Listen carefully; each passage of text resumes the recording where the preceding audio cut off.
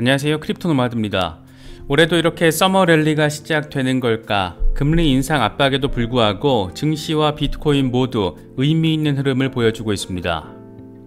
먼저 뉴욕 증시는 다우가 아주 조금 빠지긴 했지만 나스닥과 S&P 500이 반등세를 확인해주면서 혼조세로 장을 마쳤습니다. 제롬 파월 의장이 이틀 연속 금리 인상 압박 카드를 내밀었지만 기술주를 중심으로 매수세가 달라붙어주면서 시장의 흐름을 주도했습니다. 지난 3거래일 내내 금리 인상 이슈가 시장을 압박한 것에 대한 반발 매수세 유입으로 해석이 가능합니다. 무엇보다 재미있는 것은 비트코인의 상황입니다. 두 달 넘게 20% 수준의 조정을 받으면서 약세장 국면을 이어갔었는데 불과 6일 만에 하락분을 모두 회복해내면서 서머 랠리에 대한 기대감을 키우고 있습니다. 블랙록을 비롯한 월가의 대형 기관들이 만들어낸 상황인데다가 비트코인 반감기 기대 국면으로 접어들고 있는 그런 상황이다 보니까 낙관적인 정서가 퍼지고 있는 모습으로 바라볼 수가 있습니다. 소폭 조정 가능성에 대한 전망, 대폭 반등 가능성에 대한 전망, 여러 가지들 하나씩 짚어보도록 하겠습니다. 미국 월가의 세력급 기관들과 더불어서 요즘 유럽 쪽에서의 상황도 상당히 눈에 띕니다. 독일 최대 규모의 민간은행 도이체방크가 커스터디 라이선스를 신청한 데 이어서 이번에는 프랑스의 크레딧 아크리콜의 운용자산 수탁은행 카세이스가 암호화폐 커스터디 라이선스를 얻었다라는 소식입니다.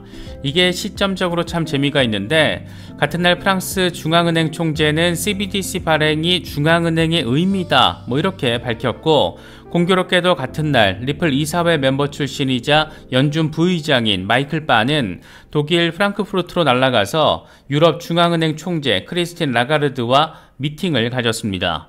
유럽에서도 뭔가 후끈거리는 분위기 확연하게 느낄 수가 있습니다. 리플과 관련해서도 아주 의미가 큰 소식이 더해졌습니다. 표면적으로는 싱가포르에서 결제기관 라이선스를 승인받게 됐다라는 게 핵심인데 사실 이게 속을 뜯어다 보면 아주 재미있는 포인트들이 자리하고 있습니다. 과연 아시아에서 크립토 허브 도시는 어디가 될 것인가, 이 같은 맥락에서도 바라볼 수가 있습니다. 현재 아시아에서 거의 미친 척 크립토 친화적인 정책을 추진하고 있는 홍콩과 또 싱가포르의 기싸움 양상, 재미있는 건 두 곳 모두 리플을 향해서 뻐꾸기를 아주 강력하게 뻐꾹뻐꾹 날리고 있다라는데 자리하고 있습니다. 소송 리스크가 떨어져 나갈 국면으로 접어들면서 리플의 글로벌 채택과 확장이 이런 방식으로도 뻗어나갈 수 있다라는 점 확연하게 느낄 수 있는 부분이 아닐까 생각됩니다. 저희 채널에서는 멤버십 프로그램을 진행하고 있습니다. 멤버십 라이브를 통해서 여러 이슈들의 맥락을 좀 더 깊이 있게 고민해보는 시간을 갖고 있고, 멤버십 채팅 공간을 통해서 상황에 대한 의견 공유, 나름의 멘탈 케어 등이 이루어지고 있습니다. 특정 종목을 추천하는 리딩방 컨셉과는 질적으로 완전히 다르다라고 표현할 수 있을 것 같습니다. 지금은 멤버십 라이브 내용 중 일부 내용을 요약 버전으로 편집을 해서 전체 공개로 시간차를 두고 제공해드리고 있는데 이 역시 멤버십 전용 공개로 전환될 예정입니다. 임원급 회원으로 가입해주시면 멤버십 라이브와 채팅 공간에 모두 접근하실 수가 있습니다. 비용을 따져보면 하루에 800원 정도인데 공부에 투자하고 마음을 관리하는 비용으로는 충분히 가치가 있지 않을까 생각하고 있습니다.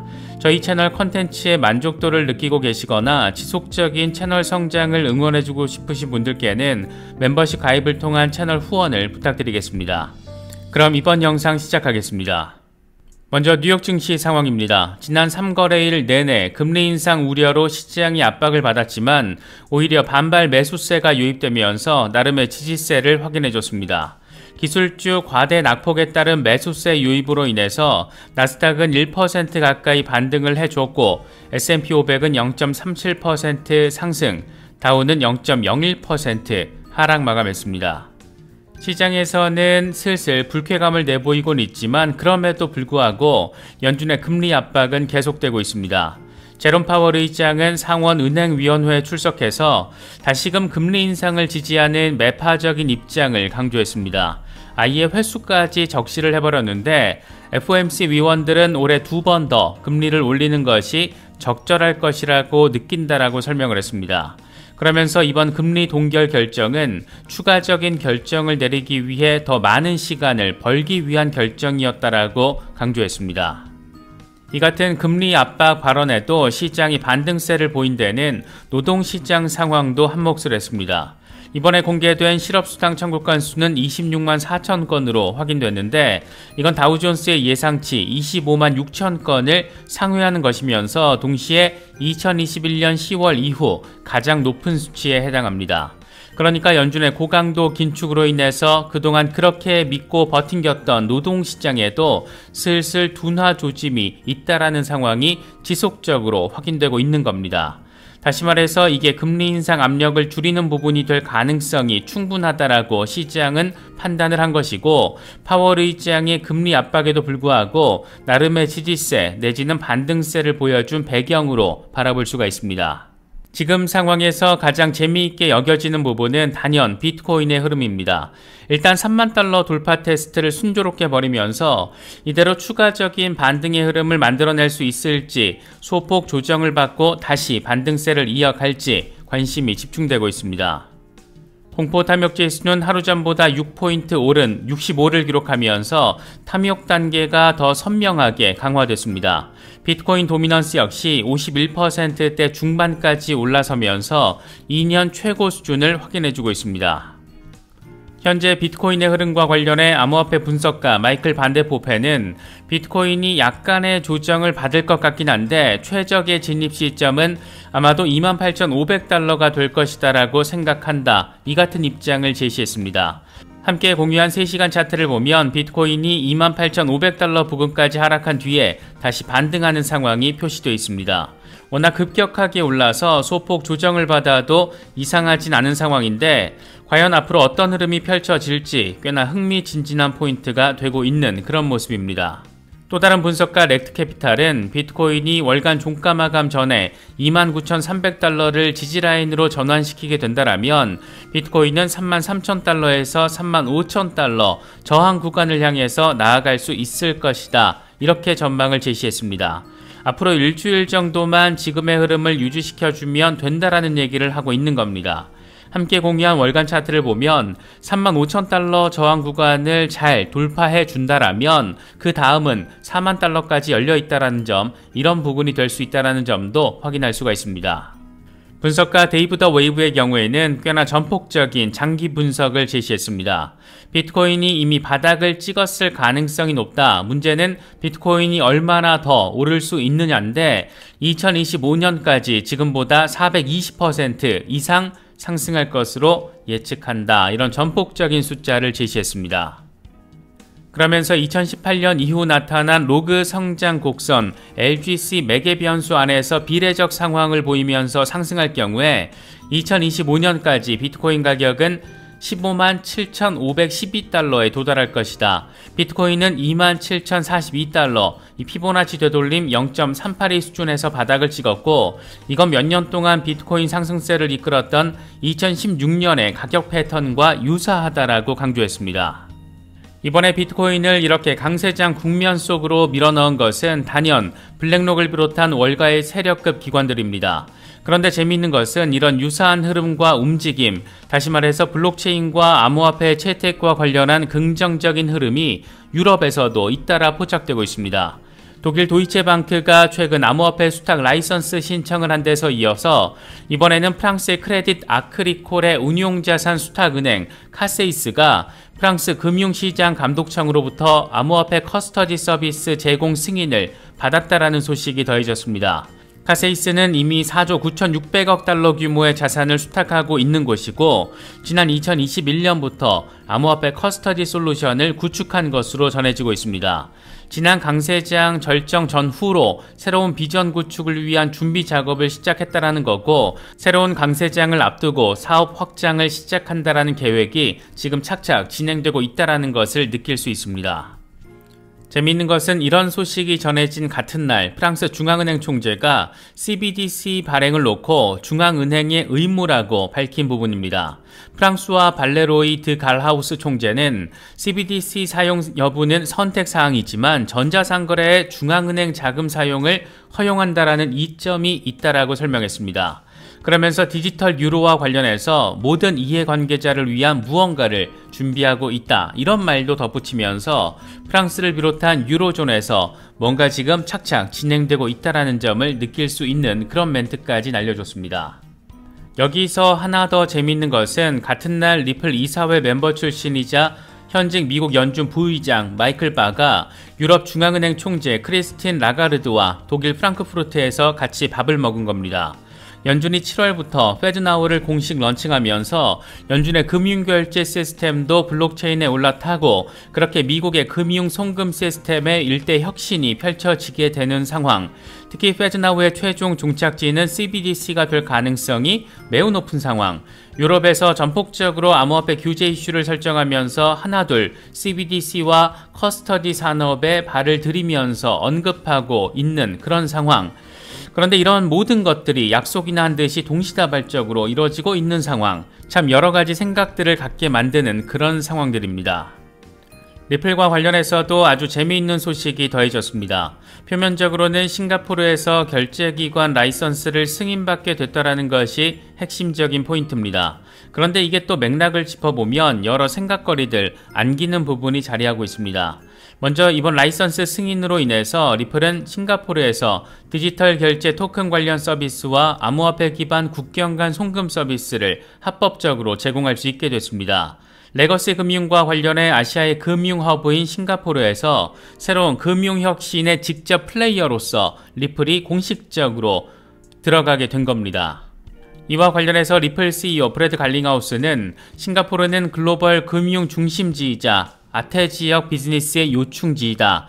이번 승인 취득을 통해서 싱가포르 시장에 대한 리플의 헌신과 전 세계 규제 당국과의 협력을 적극적으로 모색하는 우리의 노력이 다시 한번 입증됐다, 이렇게 강조했습니다.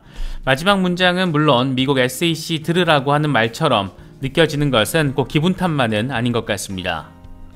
무엇보다 싱가포르에서 정식 라이선스를 받은 기업들이 20개 정도에 불과하다는 점에서 이번 리플의 라이선스 획득이 더 의미부여가 가능한 지점이 존재하는데, 이와 관련해서 갈링하우스 CEO는 이번 싱가포르 금융감독청의 라이선스 승인 기업 20개 가운데 하나가 된 것이 자랑스럽다, 이렇게 나름의 의미부여를 하기도 했습니다. 사실 수백 수천 개의 암호화폐 기업들이 난립해 있는 시대에 알짜배기를 잘 골라야 하는 게 투자자로서 우리의 과제라고도 할 수가 있는데, 리플은 이런 측면, 다시 말해서 실체와 결과물이 완전하게 존재한다는 점에서, 거기다가 비전적으로 굉장한 기대감을 안겨주고 있다는 점에서 확실히 매력 포인트가 존재하고 있는 것 같습니다. 일단 여기까지만 놓고 봐도 이번 싱가포르 이슈는 의미부여가 충분합니다. 하지만 그 맥락, 왜 지금 타이밍에 싱가포르가 리플을 선택했을까, 이런 부분이 또 여러 생각거리들을 안깁니다. 그동안 싱가포르는 아시아의 크립토 허브 도시로서 나름의 브랜드 세팅을 해왔었는데, 최근 1, 2년 사이에는 규제와 감시, 감독과 처벌 등의 방점을 찍으면서 싱가포르의 스탠스가 바뀐 것 아니냐, 이런 말들이 나오기도 했습니다. 이런 와중에 홍콩이 완전 미친 척 크립토 친화적인 입장을 강화하면서 사실상 아시아의 크립토 허브는 우리가 될 거다, 이런 선전포고를 날리다 보니까 아시아 금융 허브로서 미래 먹거리를 금융혁신에서 찾아야 하는 싱가포르 입장에서는 좀 더 혁신 친화적인 스탠스를 강조할 수밖에 없는 그런 상황으로도 바라볼 수가 있습니다. 결국 지금 현재 아시아 주변에서는 홍콩과 싱가포르가 크립토 허브 타이틀을 놓고 좀 더 적극적으로 경쟁할 가능성이 한층 더 높아진 모습인데, 우리 같은 리플 XRP 홀더들에게 더 반가운 것은 리플이 싱가포르와 홍콩 모두에게 러브콜을 받았다라는 데 자리하고 있습니다. 싱가포르에서는 20개 규제 승인 기업 가운데 하나로 이름을 올리게 됐고, 홍콩에서는 CBDC 파일럿 민간 협력기관 16곳 가운데 하나로 이름을 올린 상태이기 때문입니다. 특히 홍콩에서는 부동산 자산의 토큰화가 핵심 주제이기 때문에 XRP를 통한 국경 간 송금, 이것보다 좀 더 진화된 영역에 대한 테스팅이 진행되고 있다라고 바라볼 수가 있습니다. 이 정도면 이제 소송에서 지든 이기든 소송 리스크 날려버리고 글로벌 XRP 채택 강화 국면으로 접어들고 있는 게 아닐까, 그런 생각이 들기도 합니다. XRP 시세와 관련해서 장기적으로 $50 도달이 충분히 가능하다 이런 분석으로 최근 관심을 받았던 에그라 크립토가 이번에는 $50 영역으로 가기 전에 거쳐야 하는 1단계 조건에 대해서 언급했습니다. 이 양반은 XRP가 $12에서 $50에 도달하는 구간을 북유럽 신화에 등장하는 발할라라는 이름으로 명명을 했는데, 신들의 세계인 아스가르드의 전사들이 토르의 아빠 오딘을 위해서 싸우다가 죽음을 맞이하게 되면 가게 되는 하늘의 영광스러운 공간이라고 합니다. XRP가 $12에서 $50에 도달하는 걸 영광의 영역으로 도달하고 진입하게 된다는 걸로 비유한 것으로 바라볼 수가 있습니다.